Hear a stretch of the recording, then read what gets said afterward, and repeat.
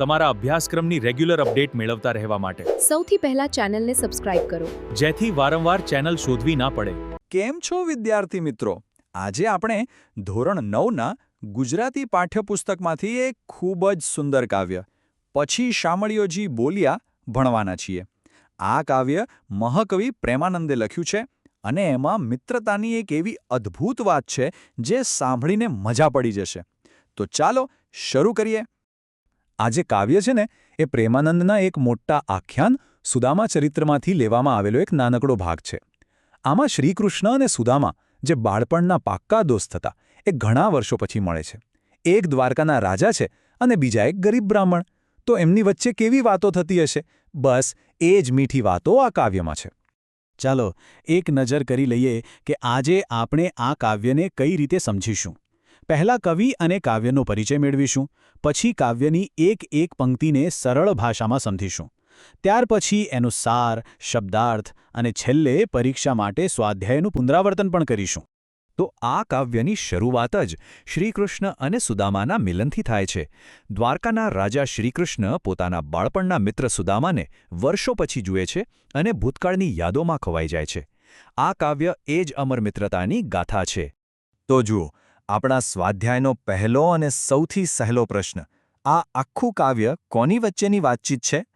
બિલકુલ સાચું, ભગવાન શ્રીકૃષ્ણ અને તેમના પ્રિય મિત્ર સુદામા વચ્ચેનો આ સંવાદ છે. આ આખું કાવ્ય જ આ બે મિત્રોની વાતચીત પર આધારિત છે, એટલે આ ખાસ યાદ રાખજો. સારું, તો હવે આપણે સીધા કાવ્ય પર આવીએ. આપણે એક પંક્તિ વાંચીશું અને એનો અર્થ સમજીશું કે શ્રીકૃષ્ણ અને સુદામા કેવી રીતે પોતાની બાળપણની યાદો તાજી કરે છે.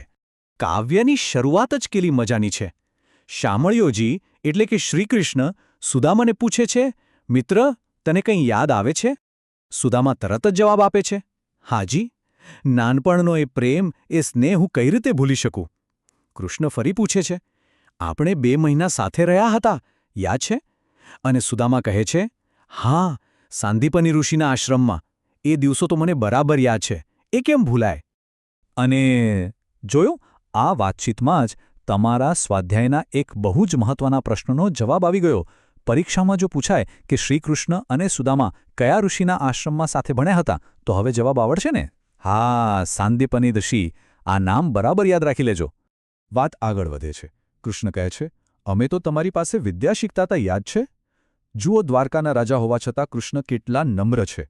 પણ સુદામા એનાથી પણ વધારે નમ્રતાથી જવાબ આપે છે, મહારાજ, તમે તો મને માન આપીને મોટો કર્યો છે, એ હું કેવી રીતે ભૂલી શકું? આ જ તો સાચી મિત્રતા છે, જેમાં માન અને નમ્રતા હોય. હવે એ પ્રસંગની વાત આવે છે જે એમની મિત્રતાની સાચી કસોટી હતી. એક એવી યાદ જે એમના દિલમાં હંમેશા માટે વસી ગઈ છે. ગુરુમાતાએ એકવાર બંનેને જંગલમાં લાકડા લેવા મોકલ્યા હતા અને ત્યાં જે થયું એ ખરેખર યાદગાર હતું. તો આ પણ સ્વાધ્યાયનો એક પ્રશ્ન છે. ગુરુમાતા જેમણે કાવ્યમાં ગોરાણી કહ્યા છે, તેમણે બંને મિત્રોને કયું કામ સોંપ્યું હતું? હા, એમણે યજ્ઞ માટે બળતણના લાકડા એટલે કે કાષ્ઠ જંગલમાંથી લઈ આવવાનું કામ સોંપ્યું હતું. આ પણ યાદ રાખવા જેવો મુદ્દો છે. એ દિવસની આખી ઘટના એમને બરાબર યાદ છે. સવારમાં તો બંને જણા લાકડા લેવા જંગલમાં ગયા, પણ બપોર થતાં જ અચાનક મુશળધાર વરસાદ શરૂ થયો. ભયંકર તોફાન આવ્યું. બંને જંગલમાં રસ્તો ભૂલી ગયા. આખી રાત ઠંડીમાં ધ્રુજતા રહ્યા.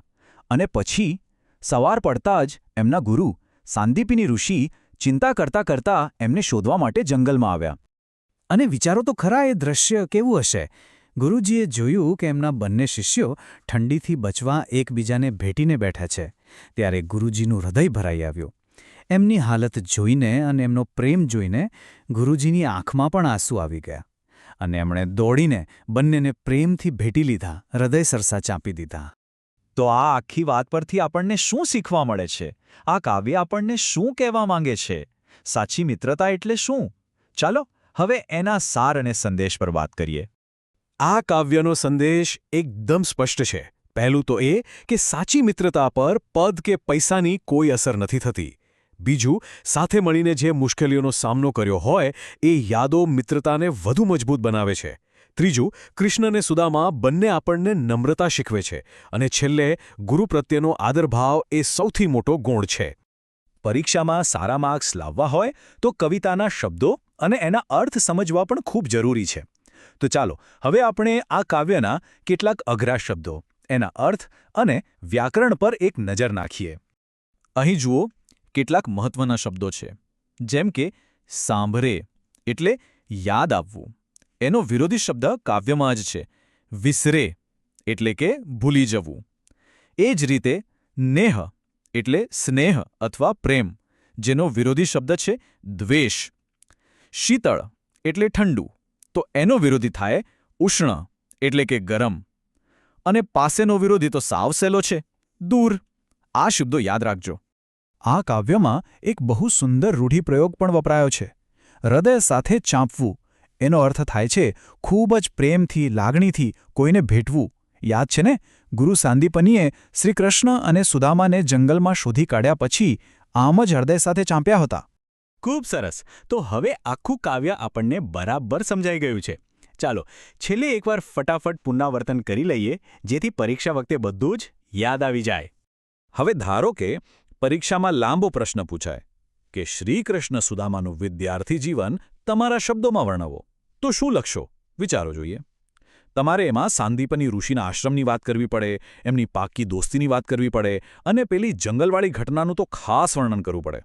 જવાબ લખવા માટે તમે આ મુદ્દાઓ યાદ રાખી શકો છો કે તેઓ સાંદીપની ઋષિના આશ્રમમાં સાથે ભણતા હતા, સાથે કામ કરતા હતા, રાત્રે મોડે સુધી વેદની ચર્ચાઓ કરતા, જંગલની મુશ્કેલીઓનો પણ સાથે મળીને સામનો કર્યો અને તેમની વચ્ચે પ્રેમ અને આદરનો અતૂટ સંબંધ હતો. બસ આટલું લખો એટલે તમારો જવાબ એકદમ પરફેક્ટ. ચાલો હવે કેટલાક ટૂંકા પ્રશ્નોનું પણ પુનરાવર્તન કરી લઈએ. ફટાફટ જવાબ આપજો. શ્રીકૃષ્ણ અને સુદામા ક્યાં ભણ્યા હતા? સાંદીપની ઋષિના આશ્રમમાં. બરાબર.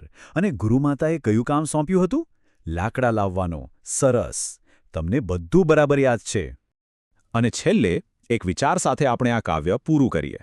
આ મિત્રતાની વાર્તા, જે સમય અને સત્તાથી પણ ન બદલાય, એ આપણને આપણા પોતાના સંબંધો વિશે શું શીખવી જાય છે? આ કાવ્ય ફક્ત એક પાઠ નથી, પણ જીવનમાં ઉતારવા જેવી શીખ છે. નમ્રતા અને નિસ્વાર્થ મિત્રતાની શીખ. આશા છે કે આપ સૌને આ કાવ્ય સમજવાની મજા આવી હશે. આવજો.